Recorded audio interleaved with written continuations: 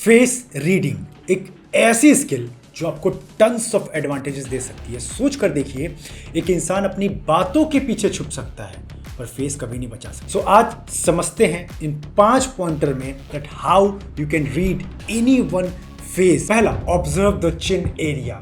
जब आप नोटिस करोगे इंसान बहुत खुश होता है, अलाइव होता है, जिंदगी के साथ इंगेज करता है, तो ये थोड़ा खुला होता है, फ्लफी होता है।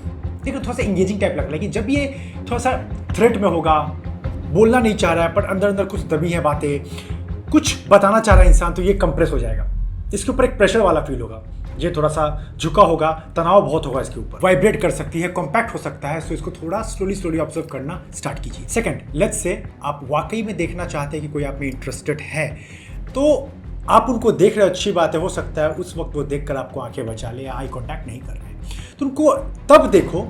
आप लेट्स से पहली बार इग्नोर करके अपना काम में बिजी हो जाओ, लेकिन सडनली आप एक लुक देकर देखो, अगर वो आपको तब भी देख रहे हैं या छुप छुप के मिरर से या कहीं से भी किसी बहाने के थ्रू, तो समझ जाओ they are interested in you. Third one, बहुत लोग हेयर्स को अंडर एस्टिमेट करते हैं, बट हेयर्स एक इंसान की पर्सनैलिटी के बारे में बहुत बताती है। For example, well combed proper haircut एक चीज तरीके से है इन अ फॉर्मल मैनर, तो दिखा रहा है कि इंसान बहुत डिसिप्लिन है, कमिटेड है, इसके ऊपर ट्रस्ट किया जा सकता है। लड़कियां अगर फॉर एग्जाम्पल बहुत ज्यादा खुले बाल रखती है कोई लड़की, तो साफ दिखा रहा है कि शी वांट्स अटेंशन।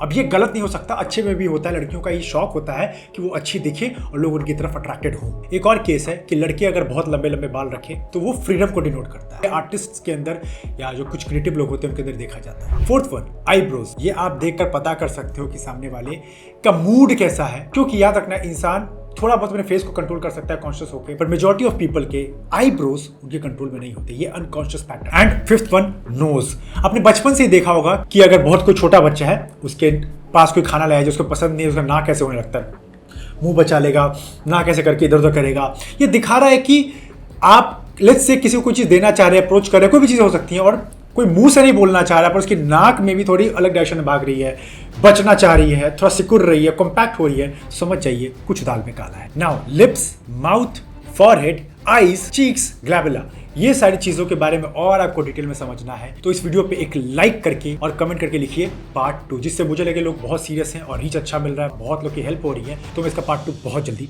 लेकर आऊंगा, क्योंकि बहुत अच्छी स्किल है, सबको जानना चाहिए।